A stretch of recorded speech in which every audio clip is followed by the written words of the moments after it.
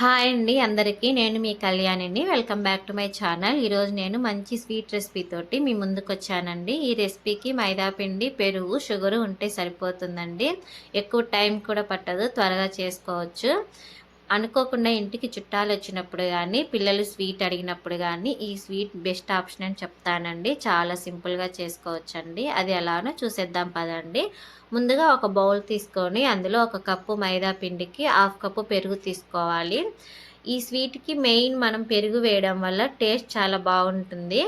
అలానే చిటికెడు సాల్ట్ కూడా వేసుకొని మనం ఏ కప్పుతో అయితే పెరుగు తీసుకున్నామో ఆ కప్పుతోటే సగం వాటర్, హాఫ్ కప్పు వాటర్ తీసుకొని కొంచెం కొంచెం వాటర్ పోసుకుంటూ మనము చపాతీ పిండిలాగా కలుపుకోవాలండి.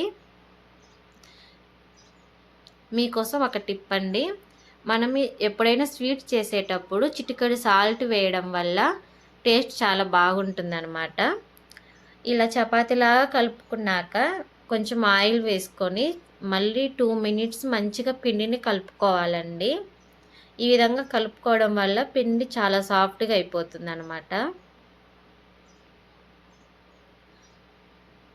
ఈ విధంగా కలుపుకొని మూత పెట్టి ఒక 15 మినిట్స్ అలా వదిలేసేయండి. పిండి సాఫ్ట్గా అయిపోతుంది.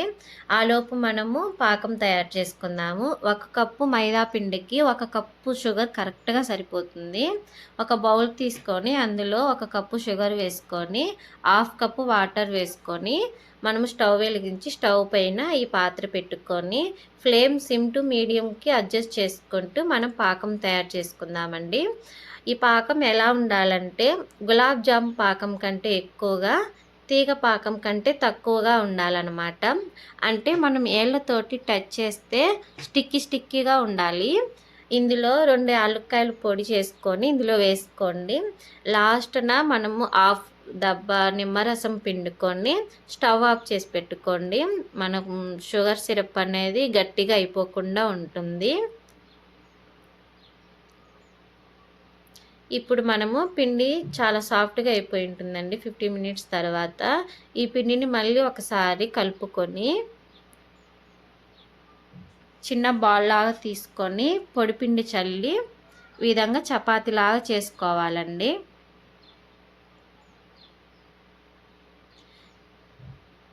ఈ విధంగా చపాతీలాగా తయారు చేసుకొని పైన మళ్ళీ ఆయిల్ అప్లై చేసి మనం మడత చపాతీ అంటాం కదండి, ఆ విధంగా మడత పెట్టుకొని టూ సైడ్స్న మళ్ళీ పొడిపిండి చల్లుకొని మళ్ళీ చపాతీలాగా చేసుకోవాలి.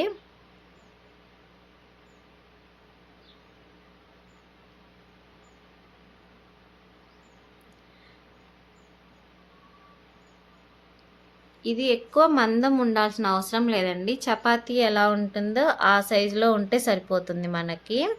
ఇలా చేసుకున్నాక నైఫ్ తోటి మనకు నచ్చిన షేప్లో కట్ చేసుకొని ముందుగా డీప్ ఫ్రైకి సరిపడినంత ఆయిల్ని బాండీలో వేసి బాగా ఆయిల్ని హీట్ అయినాక ఫ్లేమ్ మీడియంలో పెట్టుకొని వీటిని డీప్ ఫ్రై చేసుకోవాలన్నమాట. ఆయిల్ హీట్ అయినాక ఫ్లేమ్ మీడియంలో పెట్టి 1 బై 1 వేసుకొని వీటిని ఓవర్గా ఫ్రై చేసుకోకూడదండి. వీటిని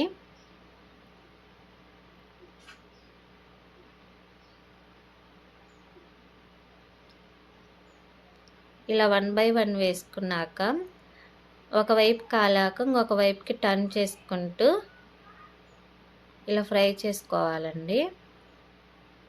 ఇవి ఫ్రై అయినాక ఒక ప్లేట్లో తీసి పెట్టేసుకోండి.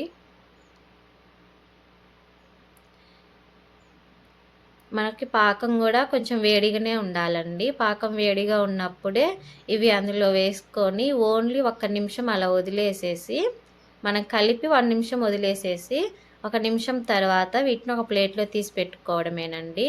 ఇవి చాలా టేస్టీగా ఉంటాయండి. జ్యూసీగా కూడా ఉంటాయి. ఒక్కసారి తప్పకుండా ట్రై చేయండి. నా వీడియో కనుక నచ్చితే లైక్ చేసి సబ్స్క్రైబ్ చేసుకోండి. వీడియో చూస్తున్నారు కానీ సబ్స్క్రైబ్ చేసుకోవట్లేదు. ఇలా అన్నీ చేశాక కూడా నాకు లాస్ట్న కొంచెం లైట్గా పాకం మిగిలింది.